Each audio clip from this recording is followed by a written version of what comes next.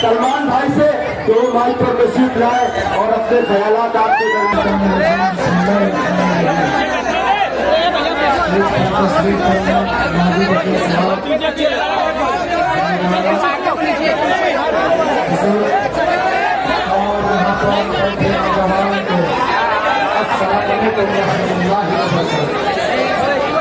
मेरे आप लोग बैठ जाओ, सामने यहाँ पर बैठ जाओ, पीछे वालों को नहीं बैठ जाओ, बैठ जाओ।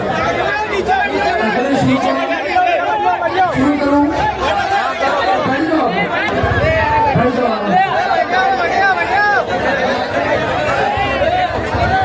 पर एक सियासी माहौल गर्म हो चुका है। कई ऐसी सियासी जमातें आप लोगों के दरमियान में आने के लिए तैयार हैं, तड़प रही है।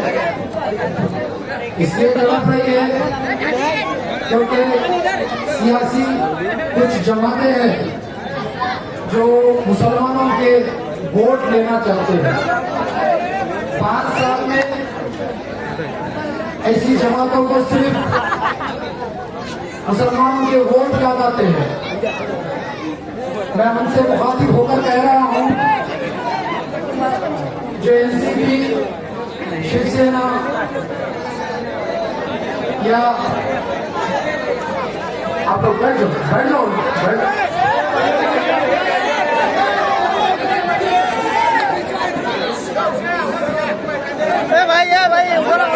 कई ऐसी जमातें आप लोगों के दरमियान में आ रही है और मुसलमानों उनको बहकाने, उनको बेवकूफ बनाने के लिए आप लोग के दरमियान में आ रहे हैं। कई ऐसी जमातें हैं जो आप लोग के दरमियान में आएगी और आप लोगों को बता दूं कि इन 5 सालों में ये लोग कभी हमदर्दी नहीं जताते मुसलमानों से। जब कभी भी इलेक्शन आ जाता है, सियासी माहौल बन जाता है, तो ये लोगों को मुसलमान याद आते हैं, क्योंकि हम रहमदिल हैं, बहुत रहमदिल हैं। इसलिए रहमदिल है क्योंकि हम सीरत नबी पर चलते हैं, इसलिए हमारा दिल बहुत नरम है। और इसी का फायदा उठाते हुए कुछ हमारे ही लोग हैं जो आरएसएस की चड्डी पहनकर कुछ लोग फिर रहे हैं समाजवादी पार्टी को वोट दिलाने के लिए, कांग्रेस को वोट दिलाने के लिए, शिवसेना को वोट दिलवाने के लिए। हमारे ही कुछ लोग हैं जो मुसलमानों के वोट 75 सालों से ये लोग बेचते आए हैं। हमको गुलाम बना कर रखा है ये लोगों ने। हमको सिर्फ ये लोग पैरोकार बनाना चाहते हैं। हम पैरोकार नहीं, हम हकदार है, हमारा हक लेना जानते हैं। 75 सालों से ये लोगों ने हमको बेवकूफ बनाया और सेकुलर के नाम पर ये लोग हम पर हमारा वोट लेते गए और हमको बेवकूफ बनाते गए। मगर अब मुसलमान जाग चुका है, अपना हक लेना जानता है और अपने लीडर को भी चुनना जानता है। इंशाअल्लाह मैं उम्मीद करता हूं कि दुनिया की आवाम फारूक शाह साहब को चुनेगी इंशाअल्लाह अपने लीडर को। 20 तारीख के दिन फजर की नमाज के बाद इंशाअल्लाह अपनी शहादत की उंगली से अपने अड़ोस पड़ोस, अपने दोस्त, पहचानत के जितने लोग हैं, चाहे तो दुश्मन को भी लेकर जाकर वोट दिला दो, क्योंकि वक्त इतना नाजुक है, इतना बेवफा हो चुका है कि हम मुसलमानों को हर दिन तकलीफ दी जाती है।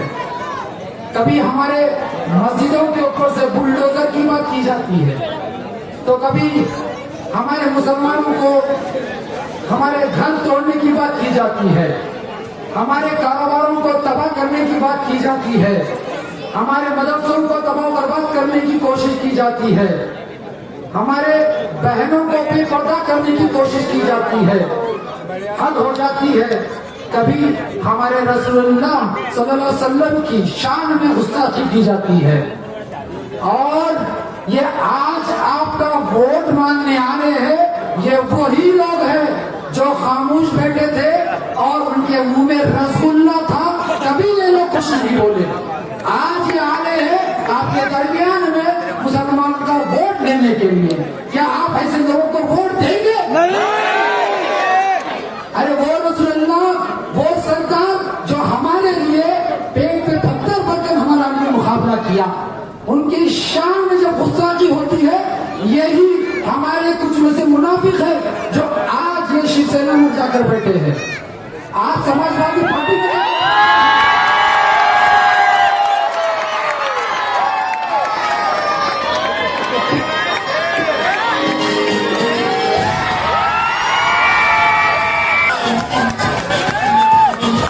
मुनाफिक है जो समाजवादी पार्टी में, शिवसेना में आरएसएस की चड्डी पहनकर वो आ रहे हैं आपके दरमियान में और वोट मांग रहे हैं, भी मांग रहे हैं।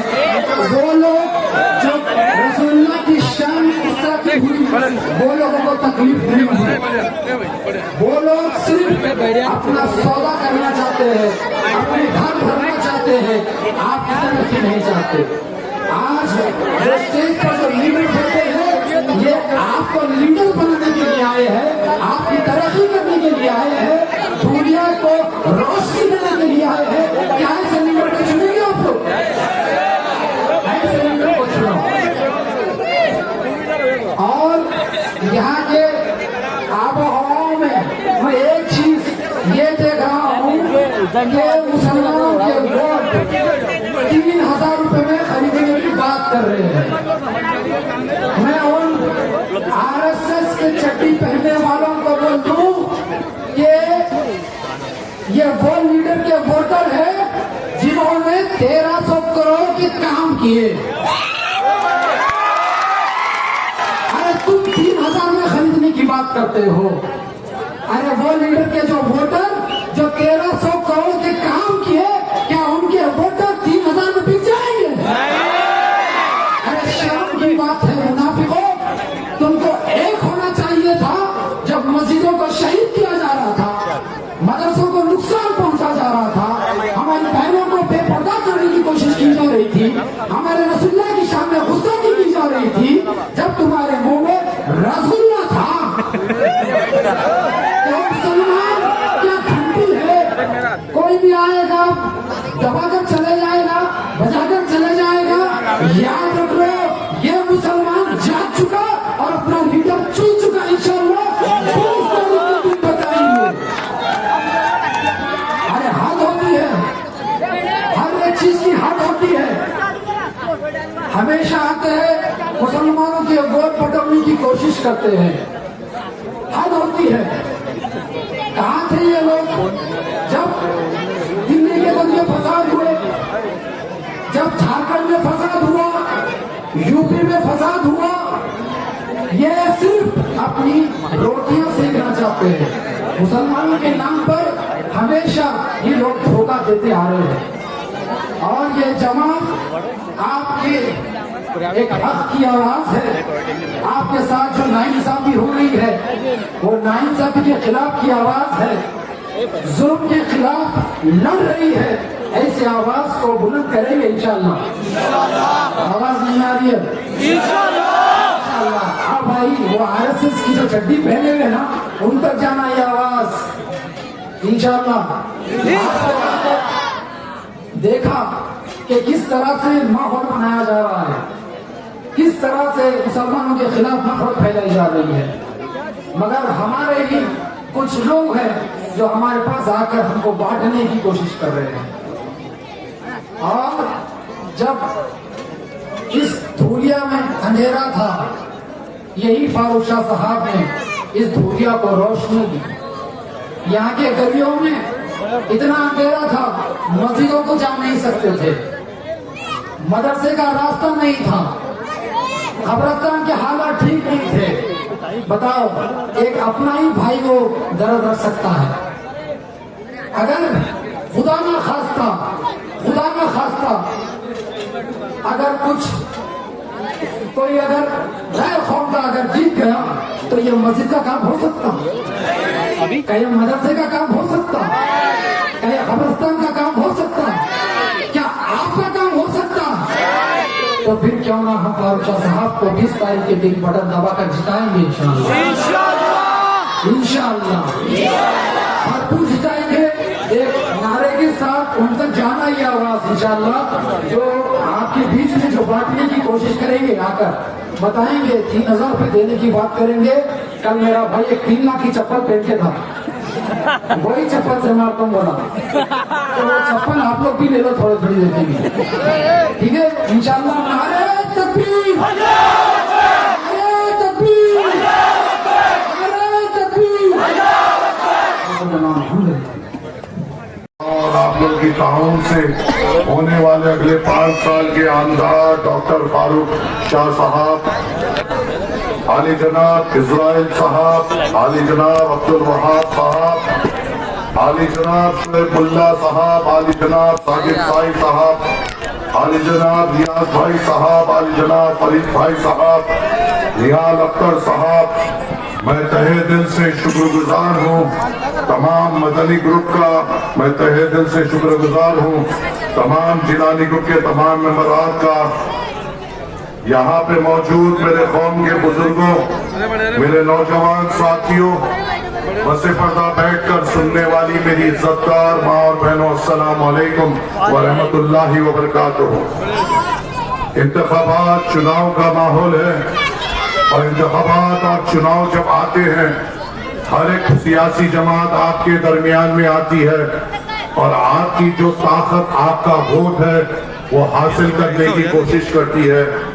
हर एक सियासी जमात अपने अपने मुद्दे, अपनी अपनी बातें और अपने अपने दिलों का हाल लेकर इंतखाबात में आते हैं और आपको और हमको चुन ये तय करना पड़ता है कि हमारे लिए, हमारे बच्चों के लिए, हमारे आने वाले मुस्तकबिल के लिए, हमारे महल्ले जात के विकास के लिए अगले 5 साल कौन आमदार होगा। आज दुनिया में जो चुनाव है आपके सामने, मजलिस इत्तेहादुल मुस्लिमीन के अलावा बीजेपी है जो वोट इस बात पे मांग रही है कि किस तरीके से वो मुसलमान इलाकों में तकलीफ देगी। वो वोट इस बात पे मांग रही है और सामने वालों से अपने वोट की अपील इस बात पे कर रही है कि मैं इनके घरों को तोड़ूंगा। वो वोट इस बात पे मांग रही है और अपनी बात रख रही है कि मैं इनके इबादत गाहों में तकलीफ पहुंचाऊंगा। तो दूसरी तरफ शिवसेना, एनसीपी, कांग्रेस के एक उम्मीदवार है जो ये भी नहीं बोल सकते कि उन्होंने 3 बार की आमदानी में क्या किया। वो ये भी नहीं बोल सकते कि वो हमारे मुस्तकबिल के लिए वो क्या कर सकते हैं। उनका मुस्तकबिल मेरी नजर में ये है कि एक पांव जमीन पे दूसरा पांव कब्र में चल रहा है। ऐसे लोग आपके और मेरे दरमियान में आ रहे हैं तो आपके सामने मजलिस इत्तेहादुल मुस्लिमीन और उनके आमदार डॉक्टर फारूक शाह साहब है जो ये बात आकर आपके सामने नहीं कर रहे हैं और आपका वोट हासिल करने के लिए ये नहीं बोल रहे हैं कि आप मुझे वोट दो, मैं दूसरों को तकलीफ पहुंचाऊंगा। ये आके आपके सामने ये बात नहीं कर रहे हैं कि आप मुझे वोट दो, मैं दूसरों की इबादत में तकलीफ पहुंचाऊंगा। ये आपके सामने आकर ये बात नहीं कह रहे हैं कि आप मुझे वोट दो, ना आपका विकास, मैं दूसरों को तकलीफ पहुंचाऊंगा। फारूक शाह साहब आपके दरमियान में अपना काम लेकर आ रहे हैं। मजलिस इत्तेहादुल मुस्लिमीन आज जो आपके सामने ठहरी हुई है और आपसे आपका वोट मांग रही है, वो अपनी मेहनत की बुनियाद पर, अपनी कुर्बानी के बुनियाद पर और आपके खिदमत की बुनियाद पर वोट मांग रही है। मेरे पास पूरी फेरिस्त है कि धुलिया शहर में कहां कहां रोड बने, कहां कहां कंपाउंड वॉल हुआ, कहां कहां गटर हुए, कहां पे आरटीओ की बिल्डिंग बन रही है, कहां पे अस्पताल बने, कहां पे स्कूल बने। मगर जब हम ये जलसा वार्ड 12 में कर रहे हैं तो मेरी ये जिम्मेदारी है कि आपका वोट मांगने से पहले हमने जो आपके लिए ईमानदारी से काम किया, आपके लिए हमने जो खिदमत की और हमारी खिदमत की बुनियाद पे आपसे वोट मांगने हम यहाँ पर आए हैं। तो मेरे बुजुर्गों, मेरे नौजवान साथियों, मेरी इज्जतदार माँ और बहनों, क्या तंजीम टेलर से आजाद नगर तक 50 लाख की रोड डॉक्टर फारूक शाह ने यहाँ के मोहल्ले के विकास के लिए नहीं कराई? क्या मुस्लिम नगर में 50 लाख की लागत से रोड्स नहीं पड़े? मदरसा फलाह को हिफाजत करने के लिए जहां पे हमारे बच्चे अपनी दीनी तालीम के लिए जाते हैं, जहां पे उनकी बुनियादें मजबूत होती है, उस इबादत गाह को जो सामने वाले हमारे इबादत गाहों को नुकसान पहुंचाने की बात कर रहे हैं, तो हमने उसकी कंपाउंड वॉल बनाकर, उसकी हदबंदी कराकर, हमारे मदरसों की खिदमत कर कर आपसे वोट मांग रहे हैं। नेशनल स्कूल की कंपाउंड वॉल 50 लाख की लागत से डलाई गई। हाइमस लाइट्स वार्ड नंबर 12 में 30 लाख की लागत से डलाई गई। वालेजाही रोड, मेरे बुजुर्गों, आप मुझे बताइए, ये रोड पिछली बार कब पड़ी थी? ये वो रोड जब आखिरी बार पड़ी थी, उसके बाद कितने आमदार आप लोगों ने चुने, मगर 11 करोड़ की लागत से आपकी खिदमत में वालाजाही रोड को डालने वाले का नाम फारूक शाह है। मदरसा सिराज उलूम को 80 लाख की कंपाउंड वॉल दी गई, जहां पर ये तो छोड़ो, हमारे मदरसा, हमारे रोड, हमारे ये तो छोड़ो, जहां पे हमारे लोग जिस जमीन में लेटे हुए हैं और इस जमीन से अपनी वफादारी का सबूत दे रहे हैं, और मुसलमान होने का हमने जो दावा पेश करते हैं कि हम जिए भी तो हिंदुस्तान की जमीन पर, मरेंगे भी तो हिंदुस्तान की जमीन पर, वो कब्रिस्तान 40 गांव रोड के कब्रिस्तान को 50 लाख की हदबंदी कराने वाले का नाम फारूक शाह है। नया मुस्लिम कब्रिस्तान जहां हमारे बुजुर्ग आराम फरमा रहे हैं, उसकी हदबंदी और उसकी हिफाजत करने वाले का नाम फारूक शाह है। तो हम अपना काम आपके सामने रख रहे हैं, हम हमारी मजदूरी आपके सामने रख रहे हैं, हम सामने वाली कौम से नफरत आपके सामने रखते हुए आपका वोट नहीं मांग रहे हैं, हम सामने वालों की इबादत गाहों को नुकसान पहुंचाने की बात कर कर आपका वोट नहीं मांग रहे हैं। हमने मजदूरी की, आपकी खिदमत की, और मैं ये मानता हूं, हमारा दीन हमें ये सिखाता है, अगर कोई ईमानदारी से, जियानतदारी से जब आपके महल्ले जात में या आपकी मजदूरी करता है, तो उसका पसीना सूखने से पहले उसकी मजदूरी देना फर्ज है।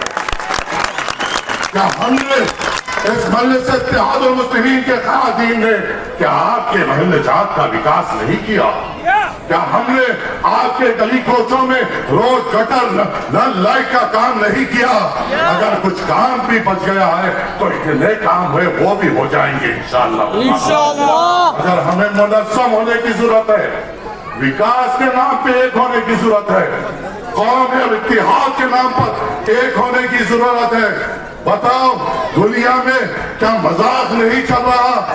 इस इंतखाबात को मजाक बनाया गया, इस इंतखाबात को नफरत का माहौल बनाया जा रहा है। यहाँ मेरे बुजुर्ग हैं, मेरे बुजुर्गों ने जो यहाँ के नौजवानों को तालीम दी है, वो अमन की तालीम दी है।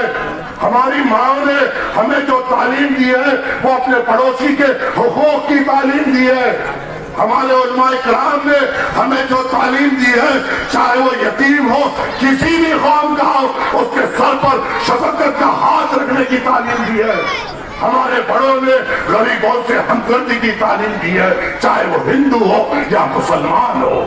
हमारे उलमाए किराम ने सबको साथ लेकर चलने की तालीम दी है। क्या हमारा ईमान ये नहीं कहता, या फारूक शाह या हमारी पूछ नहीं होगी कि अगर हम सिर्फ हमारे महल्लेजात की तरक्की करें और जो दूसरे हमारे हल्के में आते हैं, चाहे वो वोट दे या नहीं दे, हमारा ईमान, हमारा दीन हमें ये सिखाता है कि बगैर मजहब और मिल्लत सबकी तरक्की करो। क्या ये हमारी तालीम नहीं है? ये हम इस बुनियाद पर वोट मांग रहे हैं, तो हमारे खिलाफ किस किस्म की बात हो रही है? शमशान और कब्रिस्तानों की बात हो रही है, घरों को उजाड़ने की बात हो रही है, गरीबों को बेघर करने की बात हो रही है। यतीम जिसका वालिद का साया नहीं है, उसके घरों को तोड़ने की बात हो रही है। और फिर ऐसे लोग जो ऐसी बात कर रहे हैं, उनको कामयाब करने हमारी सफों से लोग निकल रहे हैं ताकि उन यतीमों का घर उजड़े, उन गरीबों का घर उजड़े, हमारी इबादतगाहें खतरे में आए। क्या हो गया है हमारे चंद लोगों को? क्या पैसा इतना जरूरी हो गया है हमारे लिए? देख रहा हूं मजाक चल रहा है। बीजेपी को जिताने के लिए गम के पैंडलों के साथ साइकिल आ रही है। गम के पैंडल मारते हुए, अमित शाह मोदी पढ़ते हुए साइकिल आ रही है। ये हमारी हमदर्दी में नहीं आ रही, नौजवानों के मुस्तकबिल के लिए नहीं आ रही है, बुजुर्गों की हमदर्दी में नहीं आ रही है। ये जो साइकिल आ रही है, जागीरदार की जागीर बढ़ाने के लिए आ रही है। अपनी जागीर बढ़ाना चाह रहा है, इसलिए बीजेपी के हराम के पैसे और शिवसेना के हराम के पैसे अपने जेबों में डालकर हमारा क्या मैं गलत हूं? नहीं। अगर एक वोट उसको पड़ेगा तो क्या बीजेपी को फायदा होगा या नहीं होगा? आप बोलिए, क्या होगा? होगा होगा होगा कैसे बोलो? होगा। हमें हमारे जज्बात, हमारी ताकत है। हम यहाँ पे मुंडिया हिलाने या दिल से बात करने नहीं आए हैं। हम जिंदा खाम है और क्या बोलेंगे? डंके की जान पे बोलेंगे।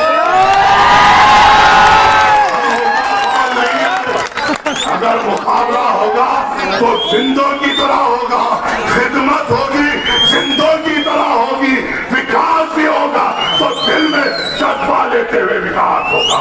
हम कमजोर ना कभी थे, ना हमारी तारीफ हमें कमजोरी सिखाती है, ना हमारे बड़ों ने कमजोरी सिखाई, ना हम कमजोर हैं। आज हमारे दरमियान में आ रहे बीजेपी को फायदा पहुंचाने, क्या कारनामे हैं आपके? क्या खिदमत है आपकी? चलो आपकी तो छोड़ो, आपके अखिलेश भैया की क्या खिदमत है? मुसलमानों के लिए अखिलेश भैया ने कुछ किया? यहाँ पे मेरे यूपी के भाई लोग तो भैया लोग तो होंगे, है ना? है ना? है ना? मेरे सवाल का एक जवाब दे दो।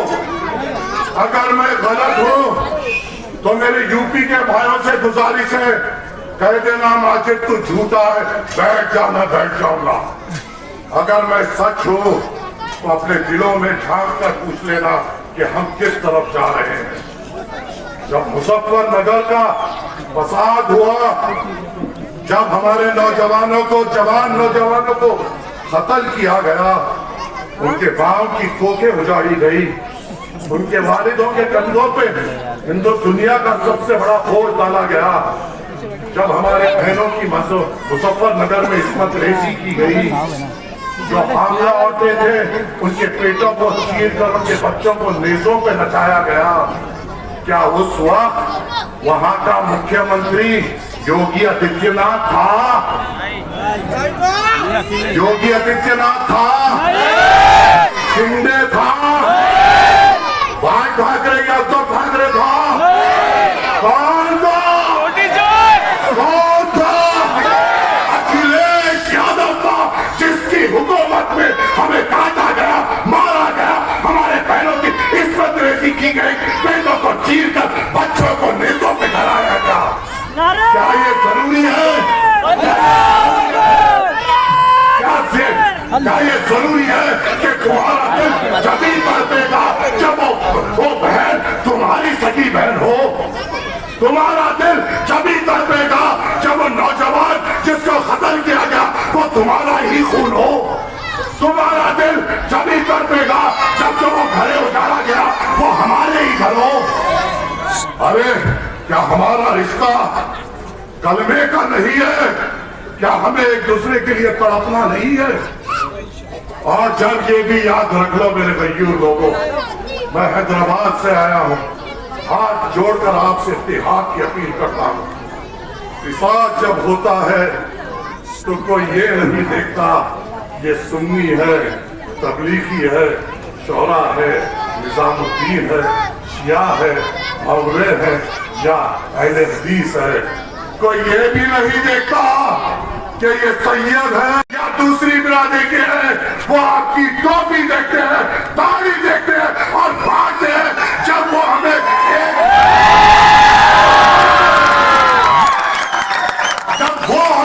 एक नजर से देखते हुए जुल्म करते हैं तो हम क्यों बटे हुए हैं? जब वो हमें एक नजर से देखते हुए हमारे घरों को जागते हैं तो हम क्यों अलग अलग है? मुझे बताओ, फारूक शाह मैदान में है। अल्हम्दुलिल्लाह मुझे अल्लाह की जात पे यकीन है कि रसूलुल्लाह सल्लल्लाहु अलैहि वसल्लम के सदक़े में वो कामयाब होंगे। हमारी हिम्मत है, हमारी खिदमत में इखलास है। हम यहाँ पे जो आकर आपके सामने में मेहनत कर रहे हैं वो आपकी कामयाबी के लिए मेहनत कर रहे हैं। मुझे ये जवाब दो, अगर फारूक शाह नहीं तो मदरसों की हिफाजत कौन करेगा? अगर फारूक शाह नहीं, हमारे महल्ले चाक में अगर बुलडोजर आए तो बुलडोजरों के सामने कौन देखेगा? अगर फारूक शाह नहीं, वक्फ के नाम पे हमारे कब्रिस्तानों और इबादत गाहों को विछिन्ने आए तो कौन ठहरेगा? अगर फारूक शाह नहीं तो आज जो प्रशासन हमारे नौजवानों से चमकता है कल क्या चमकेगा? अगर फारूक शाह नहीं जो हमारे महल्ले जात में विकास है क्या ये अनुप और ये गोतियां करेंगे? अगर फारूक शाह नहीं तो क्या ये लोग इस काबिल है कि हमारे महल्ले जात के बारे में सोचेंगे? तो क्या वक्त और हालात हमें ये नहीं कहते कि हम एक हो और मजलिस इत्तेहादुल मुस्लिमीन बारिस्टर असदुद्दीन अवैसी साहब को और फारूक बताओ मुझे, जितने भी लोग हमारे वोट की भीख मांगने आ रहे हैं, 5 साल में इतने मसाइल हुए तुम नहीं दिखे। सीए की बात हुई, सब सेकुलर खामोश। अब आ रहे हैं हमारे वोटों की भीख मांगते हुए। शरीयत का पता लिखत करते हुए तलाक का मामला आया, सब खामोश, कोई हमारे लिए बात नहीं किया। अब आ रहे हैं हमारे वोटों की भीख मांगने के लिए। गोश्त के नाम पर हमको मारा गया, सब खामोश। अब आ रहे हैं हमारे वोटों की भीख मांगने के लिए। गोश्त के नाम पर हरियाणा में जिंदा जलाया गया, सब खामोश। अब आ रहे हैं हमारे वोटों की भीख मांगने के लिए। कहीं पे भी कोई भी तकलीफ, बाबरी मस्जिद का फैसला आया, सब खामोश। अब आ रहे हैं हमारे वोटों की भीख मांगने के लिए। जानवाबी मस्जिद को ताले खोलकर अंदर पूजा करने की बात हुई, सब खामोश। अब आ रहे हैं आपके वोटों की भीख मांगने के लिए। जानवाबी पे क्या किसी सेकुलर जमातों ने बोला? बाबरी पे बोला, सीए एनआरसी पे बोला, दादरी पे बोला, अल्लाह की मौत पे बोला, किसी जुनैद की मौत पे बोला, हरियाणा में जो 2 भाइयों को जलाया गया उन पे बोला, इन सब पे कौन बोला? कौन बोला? की मर्द मुजाहिद है जो सयान पार्लियामेंट में ठहरता है, वक्त के फिरोज नरेंद्र मोदी और अमित शाह के आंखों में आके डालकर आपकी कोई है और वहां पे कोई है जो हमारी बात करेगा? हम किसका साथ देंगे? फिर उसका साथ देंगे जो बस ये कहता है कि बीजेपी आ जाएगी। क्योंकि ये सेकुलर जमातों ने, मेरे बुजुर्गों, मैं आपका सामने बच्चा हूं, मुझे माफ कर देना अगर कोई बात गलत लिखे तो, मैं आप ही का हूं, पर मेरे दिल में तकलीफ है। ये सेकुलर जमातों ने ठान लिया है कि मुसलमान को स्कूल की बात नहीं करो चलेगा, कॉलेज की बात मत करो चलेगा, रोजगार की बात मत करो चलेगा, हमारे नौजवानों का खतर हो और खामोश बैठे चलेगा, चाहे हमारी इबादत गाहें टूटे, हम खामोश बैठे चलेगा। इनको ना स्कूल देने की जरूरत, ना कॉलेज देने की जरूरत, ना नौकरी देने की जरूरत, ना विकास देने की जरूरत। इन्हों जो हाल में वो हाल में छोड़ो, इंतखाबात चलाएगा सिर्फ इन्हें मोदी और बीजेपी के नाम से डराओ। ये खामोश अपना वोट आकर हमको दे देंगे। ये कैफियत पूरे हिंदुस्तान में बन चुकी है।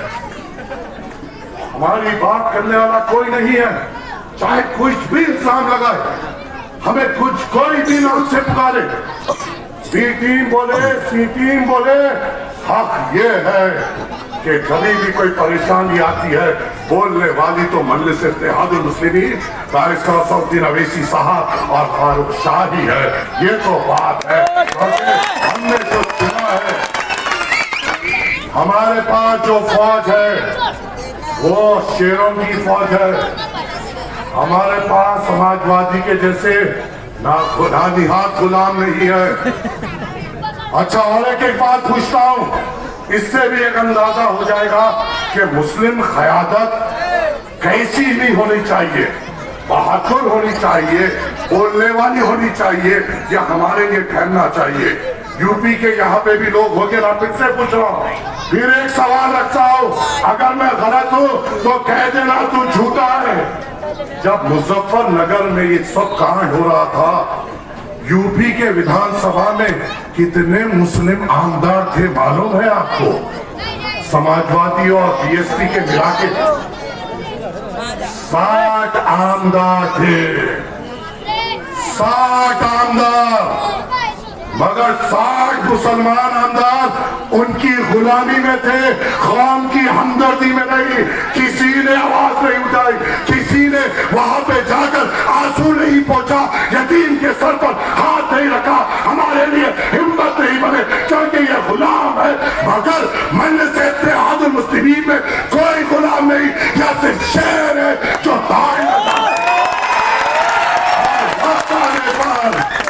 झपटना भी जानते हैं।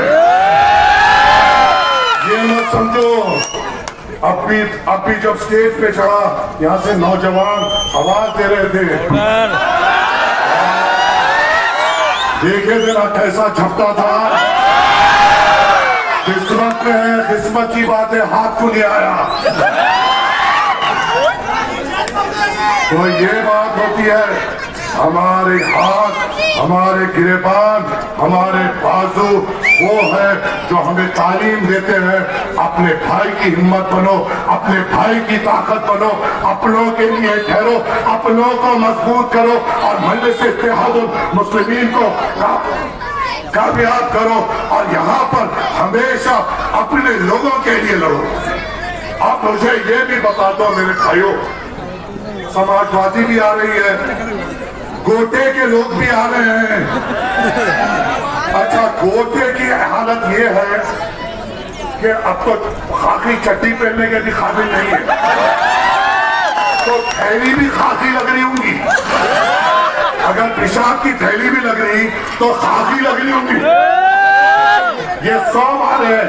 मुझे बताओ मेरे भाइयों, क्या महाराष्ट्र की हर एक इबादत गाह की जिम्मेदारी हमारी नहीं है?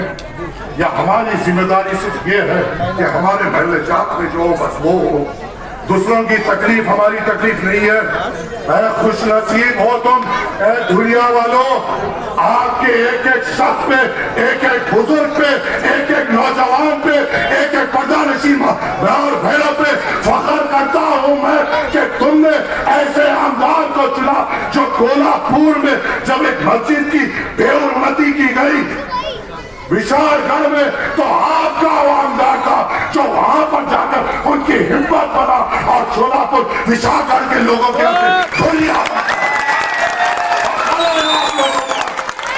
नाज है आप लोगों पर। रश करता हूं आप लोगों की हिम्मत पर कि आपने ऐसे आमदार को दिया जो महाराष्ट्र की हिम्मत बन रहा है, महाराष्ट्र के लोगों की ताकत बन रहा है। बोलने वाले बहुत बोलेंगे, इंतखाबात में हमें हमारी जिम्मेदारी निभाना है, हमारा वोट हमारी ताकत है। हमें अपने वोटों को तकसीम नहीं करना है। हमने अपनी खिदमत की, हमने ईमानदारी से आपकी खिदमत की, जियानतदारी से आपकी खिदमत की। नौजवानों, बारिस्टर असदुद्दीन अवैसी साहब ने तुम्हारी हर मोड़ पर आवाज उठाते हुए तुम्हारी खिदमत की। मजलिस इत्तेहादुल मुस्लिमीन ने आपका फर्ज निभाते हुए अपनी नुमाइंदगी की। अब हमारी मजदूरी का वक्त है। क्या आप हमको हमारी मजदूरी देंगे? आप हमको हमारा हक देंगे? क्या आप 20 तारीख के दिन उठकर फजर की नमाज के बाद निकलकर मजलिस इत्तेहादुल मुस्लिमीन को वोट डालेंगे या नहीं? डालेंगे या नहीं? डालेंगे या नहीं? इनकलाब बर्पा करो और मजलिस इत्तेहादुल मुस्लिमीन को कामयाब करो, फारूक शाह को कामयाब करो, अपने आप को कामयाब करते हुए ऐलान कर दो हिंदुस्तान को कि हम जिंदा कौम है और हम हमारे उम्मीदवार को चुनकर ही लाएंगे, चाहे कुछ भी हो जाए इंशाअल्लाह। और ये उम्मीद और तवक्को से आपसे इजाजत चाहूंगा। आपको फारूक शाह साहब को भी सुनना है। मैंने मेरे हद तक जो आपके सामने बात रखना है कोशिश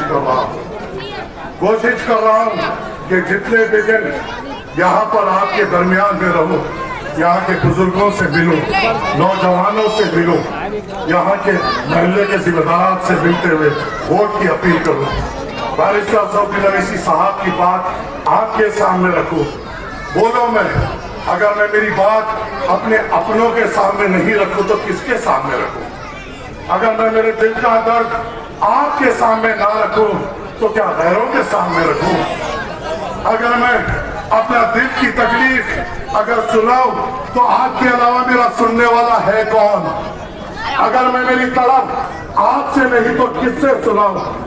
बेशक ना हम खून के हो सकते हैं, ना बिरादरी के हो सकते हैं, पर हमारा कलमे का तो रिश्ता है जो ला इलाहा इल्लल्लाह मोहम्मद रसूलुल्लाह से होता है। मेरे भाइयों, ये इंतखाबात को खुदा के लिए एक मामूली इंतखाबात मत समझिए। ये हमारा इम्तिहान है, हमारे वजूद का इम्तिहान है। हमारा एक वोट बटने ना पाए, अगर एक वोट बच जाएगा तो भी बीजेपी को फायदा हो जाएगा। अगर खुदा ना खास्ता घर में 10 वोट है, 9 लोग निकलकर वोट डालेंगे, एक कोई वजूहात से नहीं डालेंगे, वो भी बीजेपी को फायदा हो जाएगा। एक एक वोट अहमियत का है। हमें एक एक वोट को पलकों से उठाते हुए उस पोलिंग बूथ में जाते हुए उस 6 नंबर के बटन को दबाते हुए पतंग के निशान पे देना है। और मैं उम्मीद करता हूँ ये जो शहादत की उंगली है, मेरे बुजुर्गों आपसे हाथ जोड़ता हूँ, जो भी मुझे याद है, मुझे मालूम है नौजवानों से पहले अगर पोलिंग बूथ में कोई वोट डालने जाते हैं वो हमारे बुजुर्ग जाते हैं और मेरे बुजुर्गों के हाथ में दुआएं हैं।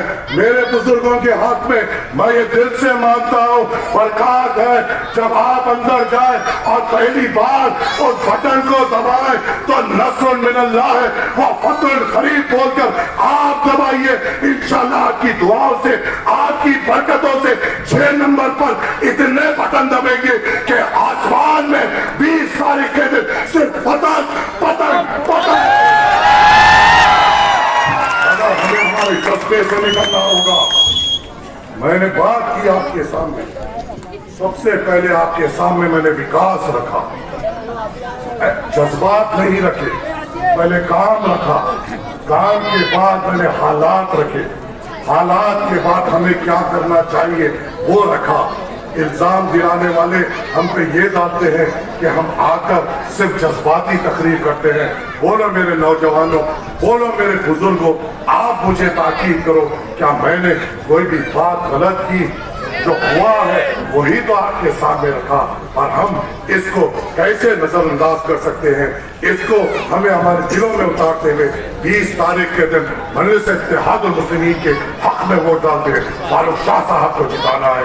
उम्मीद है, तवक्को है, आपकी दुआओं पे यकीन है कि मजलिस इत्तेहादुल मुस्लिमीन दुनिया से कामयाब होगी। अस्सलामु अलैकुम व रहमतुल्लाहि व बरकातुहू।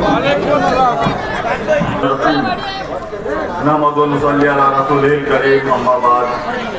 आज इस जलसे में यहाँ पर मौजूद हमारे भाई हैदराबाद के मेरे माजिद हुसैन साहब, हमारे स्टार प्रचारक, आप सब लोगों के दिलों की धड़कन सलमान खान साहब, शोएब मुल्ला, साजिद साई, यहाँ पर मौजूद सभी साथी, बुजुर्गों और दोस्तों, सबसे पहले आप तमाम लोगों का शुक्रिया अदा करना चाहूँगा कि 2019 में आप लोगों ने मुत्तहिद और मुत्तफिक होकर मेरे लिए दुआएं की थी, मेरे लिए मेहनतें की थी, मुझे अपने कीमती वोटों से नवाजा था और उसी बिना पर इस शहर से पहली मर्तबा एक मुस्लिम आमदार चुनकर आया था। साथियों, आप लोगों को बताना चाहूँगा कि इन 5 सालों में मैंने अपने आप को आमदार समझा ही नहीं, बल्कि आप लोगों का खादिम समझकर अपने कौम की, अपने समाज की खिदमत की, अपने शहर के तरक्याती काम किए। आप लोगों से एक सवाल पूछना चाहूँगा साथियों कि 2019 में आप लोगों ने मुझे वोट दिया था, उसके पहले आप लोगों ने कई खासदारों को, कई आमदारों को चुनकर दिया, लेकिन उन्होंने आप लोगों से वोट हासिल किए और उसके बाद कभी भी आपके इलाके में आने की उन्होंने जहमत गवारा नहीं की। लेकिन आप लोग हक़ुल ईमान ये बताइए कि 2019 में आप लोगों ने मुझे एक वोट दिया था, तो मैंने उस एक वोट का पूरी मेहनत और पूरी ईमानदारी के साथ हक निभाया या नहीं? आप लोग उंगली शहादत की उंगली उठाकर बताइए। 100% है भैया, 100%। बहुत बहुत शुक्रिया साथियों। एक बार फिर आप लोगों के सामने ये गुजारिश करने आया हूँ कि पिछले 5 सालों में मैंने जितने काम किए, जितने कौम की समाज के खिदमत अंजाम दी, आने वाले वक्तों में इंशाअल्लाह ताला इससे दुगना पूरी मेहनत करके काम करने की कोशिश करूँगा। अपना जो बटन है वो 6 नंबर पर है और अपनी निशानी पतंग है। आप लोगों से गुजारिश है कि आपका अपना, उसके बाद अपने घर वालों का, अपने परिवार वालों का, उसके बाद अपने मोहल्ले वालों का एक एक वोट आप पतंग के निशान पर डालिए और मुझे एक बार फिर से अपनी खिदमत अंजाम देने का मौका दीजिए। वो आखिर दावा नाने अल्हम्दुलिल्लाह।